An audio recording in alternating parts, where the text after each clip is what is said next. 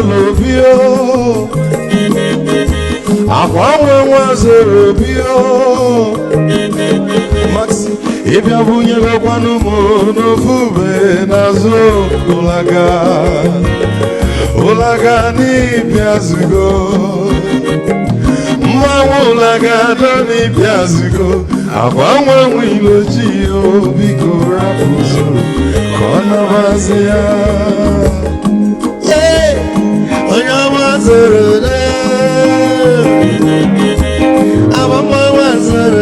Sorry, if I were to run a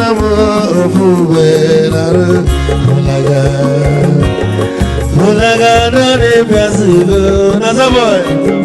Mulaga, don't leave Yasugo. I'm a little chilo, Nico Rapuzo, Anavazia. If you come to Naked, I'm all gone in soul. Chukwe mekalumo, ike chukwu negaje. Esi nwanne mekene ila polife nini na-eme wee bịa. Nke gosili na anyị na gị bụ nwanne wisdom gaje. Anye gị maịkị ka ogobanya bụ egwu. Isili mmaksi ọ bụla etiri egwu a. Malukwa malu ni bego mi fojo. Wesigi mwane mi foku ni cholo nangebe. Wisa monu mekenege. Mama wiyo bigo lafo. Nabase. Zoro, zoro, zoro, zoro.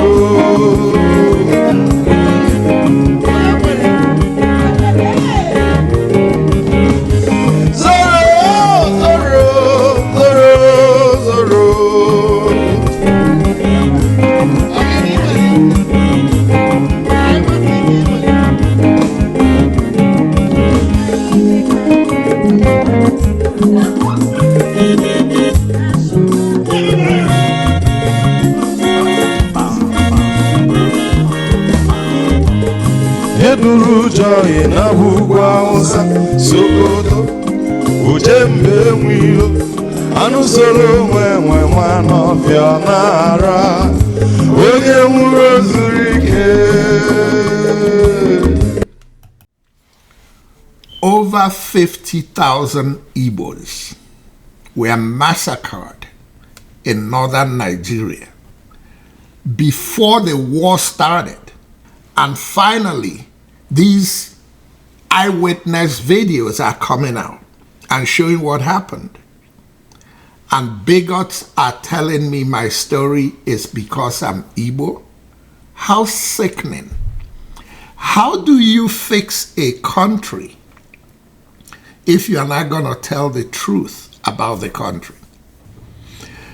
Because one thing we need to learn is that there is no monopoly to tribal killing. And it's a travesty for any tribe to just sit back and be kicked around and kicked around and kicked around. Enough is enough. And now to the Igbo cabal, which I liken to the Yoruba bigots, because you're all in the same mold. One is bigoted in their atrocities, and one is pocket stuffed in their atrocities. To the Igbo cabal and the pocket the Fulani and Tinubu have been stuffing for you to turn around and either do nothing to develop Igbo land or even do things to sabotage Igbo land and Igbo people. I got news for you. When you push people to a limit, it comes a time when they can no longer take it. That time is here and that time is now. Do not say you were not warned. As Igbos, we need to stop worshiping wealthy people. We should admire wealth when the wealth has a track that you could follow to see how the wealth was built. But it's time for Igbos to stop worshiping people because they are wealthy and they are throwing money around. In every one of our towns, when these people come in throwing this money around, we need to ask ourselves, what have they built in this town to empower the people of this town, to put people in a position to earn for themselves and not come wiping their shoes and kissing their feet in order to be able to be given tokens and crumbs to go home when these people come home. The same thing applies region-wide. Igbos in all the Igbo states need to start asking questions of these stinkingly wealthy people that we call our leaders. It's time to start asking ourselves, what have they built in Igbo land to improve the life of Igbos in that region? We should stop putting everything on politicians in Abuja at large. The problem in Igbo land should be seen as a problem created by Igbo politicians in Abuja who are not taking Igbo interest to Abuja to bring things home from Abuja to fix Igbo land. And cabal-pocketed, stinkingly wealthy Igbo people that come home all the time and throw around crumbs, and people are clapping and cheering and going home and feeding for a week and starving again until they come home again if they choose to. It's time to hold our leaders accountable. Yoruba bigots burning Igbo stores, telling Igbos to go back to their homeland, are not our problem. Our problem is Igbos who have not developed Igbo land to make it a place that Igbos want to stay to make a living. We need to address these things.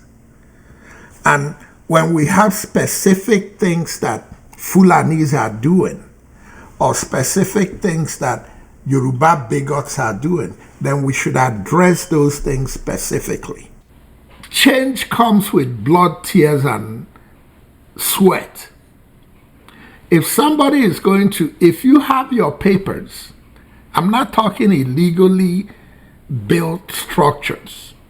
If you have your papers for your stall at the market and somebody built that property and rented it out, and the Lagos state government comes and burns down your stall, I think it's time for you to organize yourselves, hire some mercenary arsonists. Don't be involved in the direct stuff. Pay them good money to go down to Alausa in Lagos, where they have the Lagos State Secretariat, and burn down buildings at the Lagos State Secretariat. And if it's not working, it's time to target some of the people that are covertly, overtly, directly involved in sending those people to go burn down your stalls and your buildings, burn down their houses, and burn down their relatives' houses. The only way you solve problems in a jungle-run place like Nigeria is fire for damned fire. When you force their hands, the fight will start. We may do these things and end up locked up for 6 months. But Martin Luther King was killed fighting for civil rights. Malcolm X was killed fighting for civil rights. And there are Nigerians who have died directly or indirectly fighting for rights for people in Nigeria. These things are going on because they are doing the killing, they are doing the burning, and we are doing the crying. They burned our stores.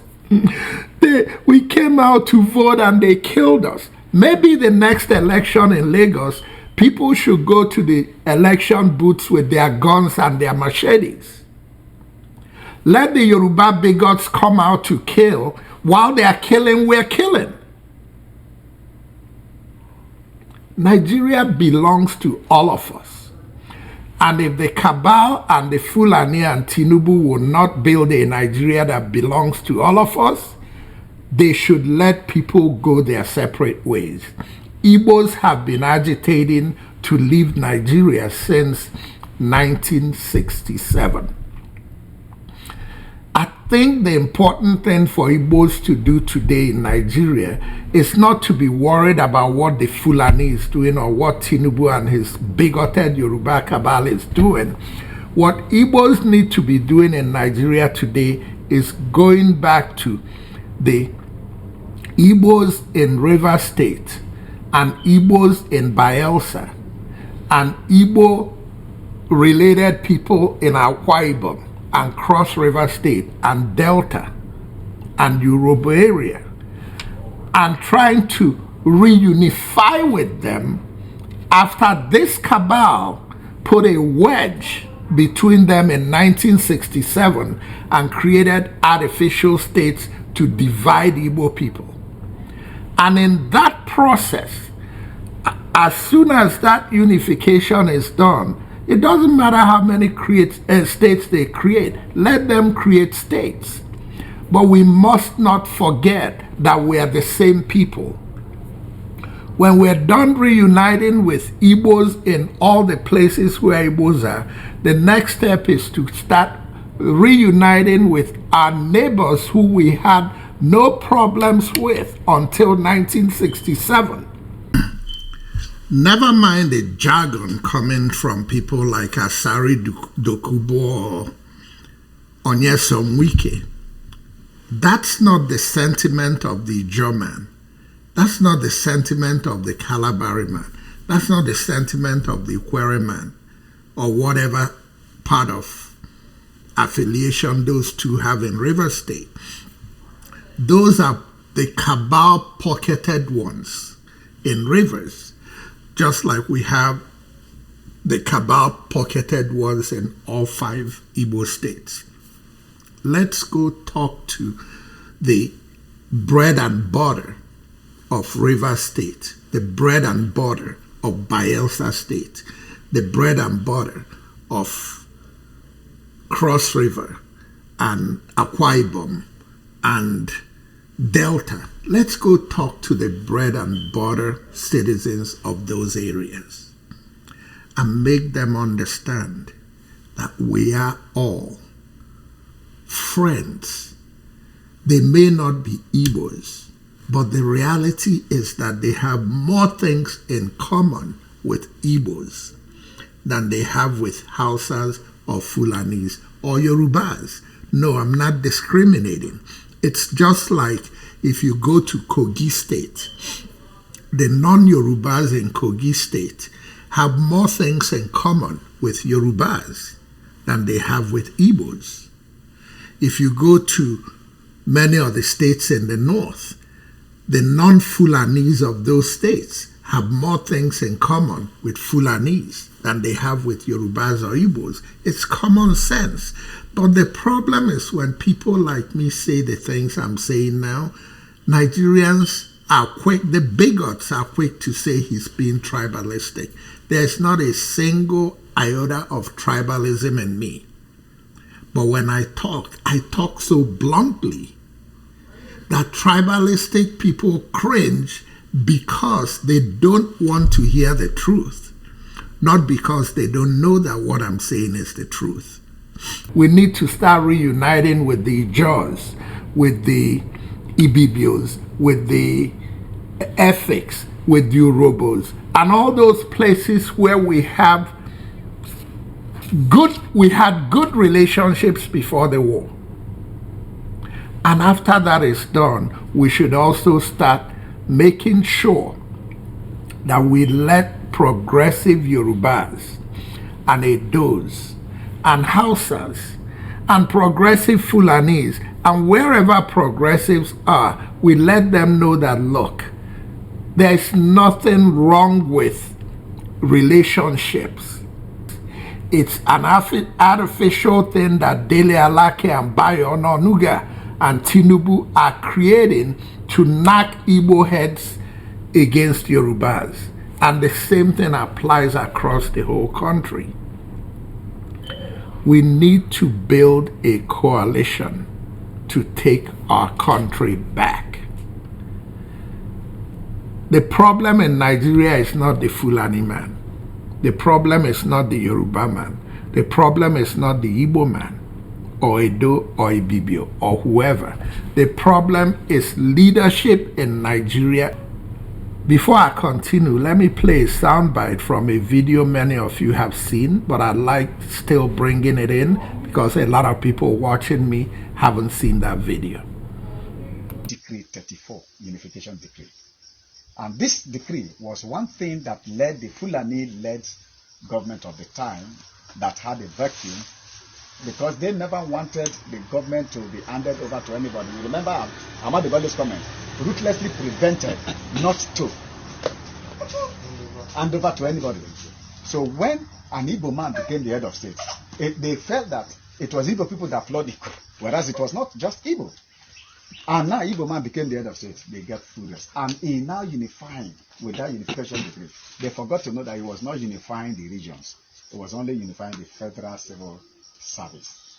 But they asked him to withdraw that unification decree. In fact, the northern elders asked Hassan Osman Kassina, the then Kaduna, the northern governor, the military governor, to tell Agin Rossi to withdraw that unification decree. Otherwise, they will declare Northern Nigeria Republic from the rest of Nigeria. So that was gone. But because he did not do what they wanted, they gathered, and you all know the story. He was killed in Ibadan. And a Nembe man also was killed alongside him. That Nembe man was the orderly to Brigadier Zakaria Maimalabi too, and was also an orderly aide-de-camp to Agin Rossi in the Congo War in 1960. That Nembe man was still the same Guest of Stephen. But Guest of Stephen was not part of that death. Another Nembe man from Okpoma, whose name was Wolfson the Warrior, was also killed, which many people do not know. And from that moment that Agin Rossi was killed, Motala became the ringleader that was the one leading to that second massacre, which they call the second coup. And when they killed him, they started killing people from barracks. They did not only do that. Every pregnant woman that is from this territory, if they catch you, they butcher you, bring the child, cut the head of the child like that. Some people, they put them with sticks, pin them with sticks, behead them, put the sticks on. These are things that were very gruesome, that they have hidden those histories. Now, at the time, Ojukwu was the head of state, was the governor of the Eastern region.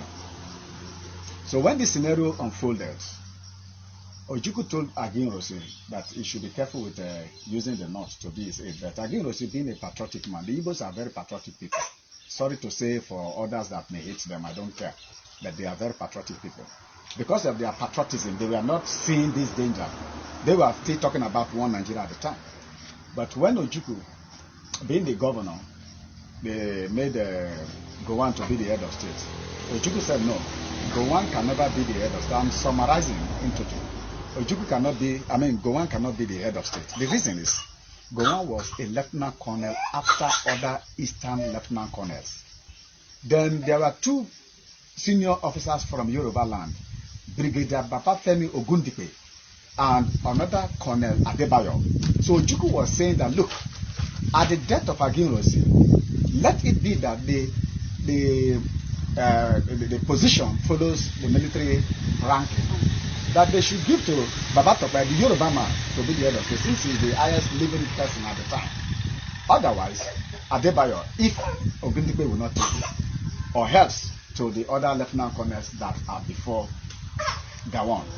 But no, they will not until even the American ambassador, that Matthew, the British High Commissioner, Sir Comin Bruce, all of them pressed on Murtala. In fact, Murtala and Major Martin Adamu had written an address for Northern Nigerian Republic, handed that address to Gowon, who in turn handed that document to MD Yusuf, the then police special operation head. MD Yusuf is Muhammad Diko Yusuf. He was handed over to. And when he was given, he now handed that same document to his cousin, Justice Bello, at that time, who came to Lagos for corruption investigation in the Ministry of Communication or so, who saw the danger too, because already the British people have told them that they amalgamated the South and the North in order to use the wealth of the South to encourage that of the North. And that if they should break out at that time, they will suffer. So the British High Commissioner even told Murtala and his Martin Adamu, that if they leave that moment, they will suffer, so they should not.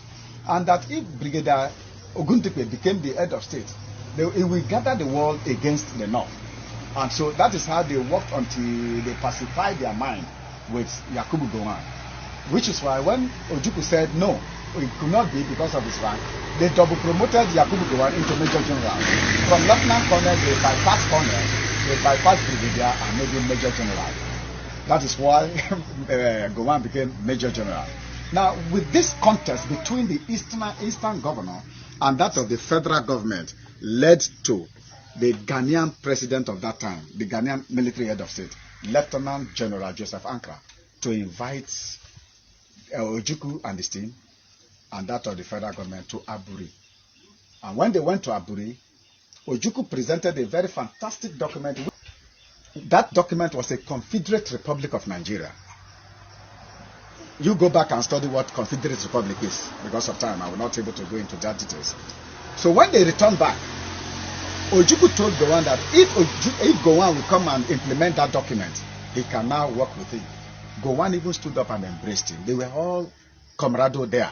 When they returned back, Ojukwu, because of that, felt that he has gone to make peace, right? Yeah. So he now announced to the Eastern regional people, those who escaped from the North, that he has made peace so they can go back to their areas of where they survived. Unfortunately, for those who listened to him, when they went back to their areas in the North, a month later, they were massacred. Ojukwu died without guilt. Folks, the reason I like bringing these things is that they're not being told by Igbos. If I bring you stuff being told by Igbos, you're going to say, oh, there is an Igbo slant to the story. In the last video, it was missionaries from the US telling their stories, eyewitness stories. In this case, it's a Mandeman from Bayelsa. When it's told like that, it's now left to Nigerians to decipher the information and see who has been lying to Nigerians. And it's left to Nigerians to really prick your conscience and see what your prejudices have been against the Igbo man since 1967 and all the lies that have been told. In our 60 plus years of independence, 63 years, the country has been ruled for 47 years by Fulanis, not Hausas, Fulanis. 6 months by Aguirre, who was killed because of the hate for Igbos. Then the country has been ruled for 8 and 3, about 11 years by Obasanjo, and then 6 years by Ebele Azikiwe Jonathan. I intentionally said Ebele Azikiwe Jonathan because it's sad that when it's convenient for an Igbo affiliated man from Bayelsa, he projects his Igbo-ness. On his way to become president of Nigeria, he projected Ebele and Azikiwe. Ebele and Azikiwe are clear-cut Igbo names. But when it's not convenient, Jonathan is not an Igbo man. Nyesom Wike, when he fought for the presidency to be given to an Igbo man, it became convenient for him to project his Igbo-ness. But when it comes to flirting with Tinubu, he's no longer an Igbo person. And I'm telling this to Igbos, know this, but I'm telling it for Yorubas and Fulanis and Hausas to see the shame of the divide and conquer of Nigeria all through these years. What I'm trying to say here is that I don't bring this to you in pain. I don't bring this to you with animosity. I bring it bluntly, knowing that many will look at it and read some kind of tribal message into it. I bring it because my job at Bold Talk on Allen TV is to unearth the atrocities of Nigeria and Nigeria's leadership. But if you notice, at every opportunity that I have, I make sure that I throw in the Igbo pocketed cabal. Because the Yoruba bigot, it's no different from the pocketed Igbo bigot that does everything he or she can to enrich themselves and minimize the Igbo cause. Ladies and gentlemen, once again, this is Fred Mwanko coming to you from our studios in Chicago with another edition of Bold Talk on Allen TV. And until next time, good night and God bless.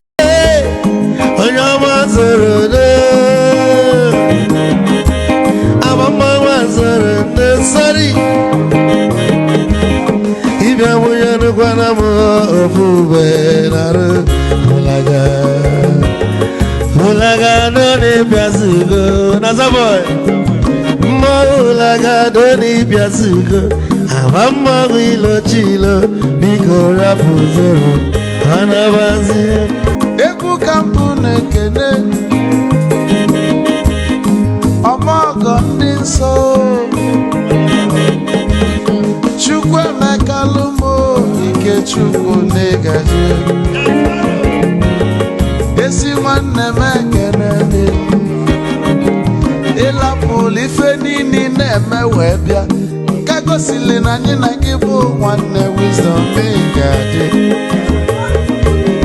ka nye gị maịkị ka ogobanya bụ egwu isili mmaksi ọ bụ na-etiri egwu a malụkwa malụ n'imego m ife ọjọọ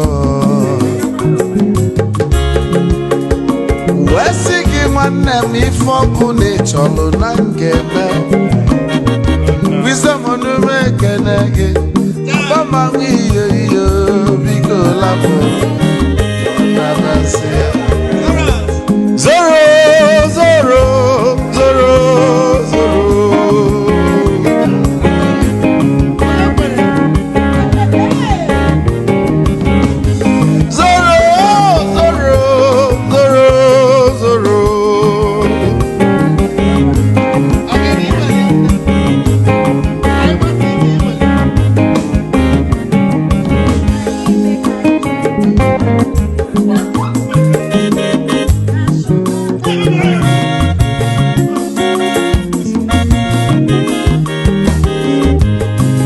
Duru joy na bugwu Hausa Sokoto Ojembe nwilo anụ solo nwe nwa n'ọfịa na-ara onye nwụrụ zuru ike